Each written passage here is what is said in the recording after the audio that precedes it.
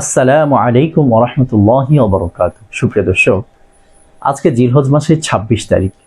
আমরা এই ২৬ তারিখে আল্লাহ পাক রব্বুল আলামিনের কালামুল্লাহ শরীফের আয়াত অর্থাৎ কোরআনুল কারীমের কিছু অংশ জানব এবং তার অর্থ সম্পর্কে আমরা আলোচনা করব।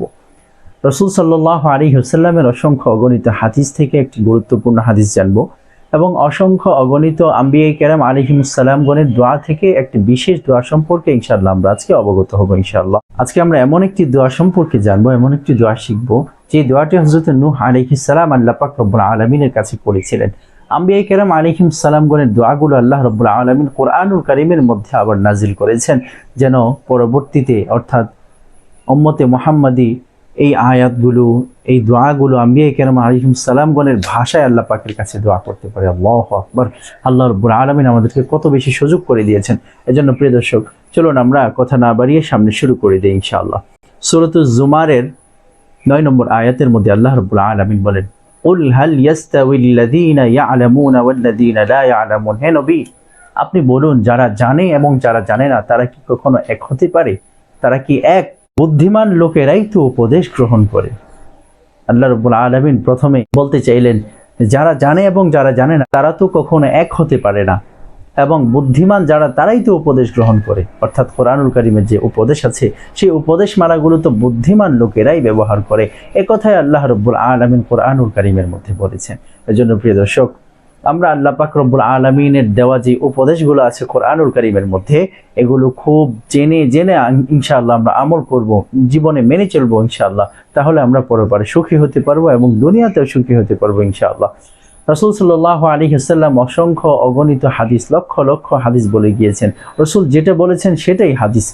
এজন্য রাসূলের যে কথাগুলো, এগুলো সাহাবায়ে কেরামের মাধ্যমে আমাদের কাছে পর্যন্ত পৌঁছেছে, সেগুলি আমরা হাদিস হিসেবে জানি। বুখারী শরীফের 13 নম্বর হাদিসের মধ্যে হযরত আনাস রাদিয়াল্লাহু তাআলা আনহু রাসূল সাল্লাল্লাহু আলাইহি ওয়াসাল্লামের হাদিস বর্ণনা করেছেন। তিনি বলেন, লা ইউমিনু আহাদুকুম হাত্তা ইউহিব্বু লিআখিহি মা ইউহিব্বু লিনাফসিহি। অর্থাৎ তুমি ততক্ষণ পর্যন্ত খাঁটি মুমিন হতে পারবে না যতক্ষণ পর্যন্ত নিজের জন্য যা পছন্দ করো তোমার অপর ভাইয়ের জন্য তাই পছন্দ করবে।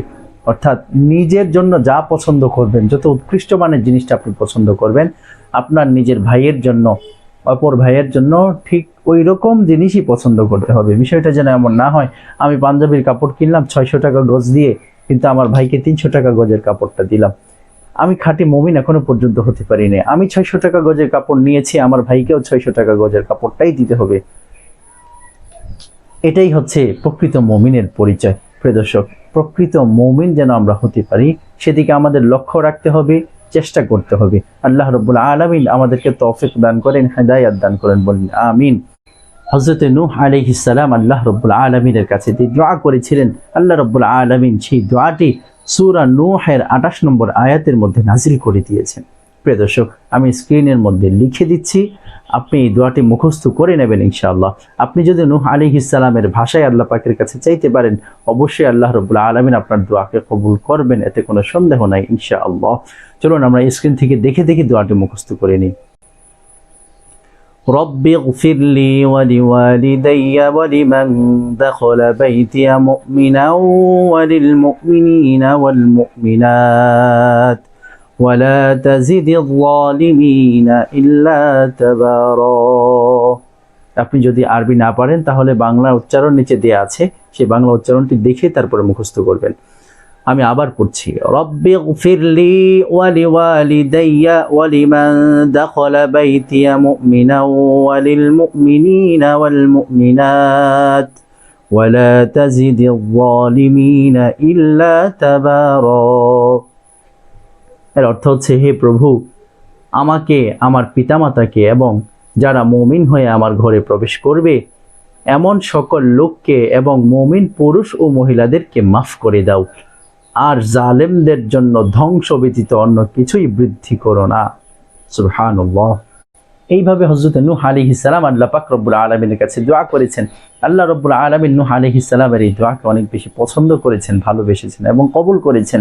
এজন্যই আল্লাহ রব্বুল আলামিন এই দোয়াকে আবার কোরআনুল কারীমের মধ্যে দিয়েছেন। প্রিয় দর্শক, দৈনন্দিন একটি একটি দোয়া ইনশাআল্লাহ আমরা মুখস্থ করে নেব।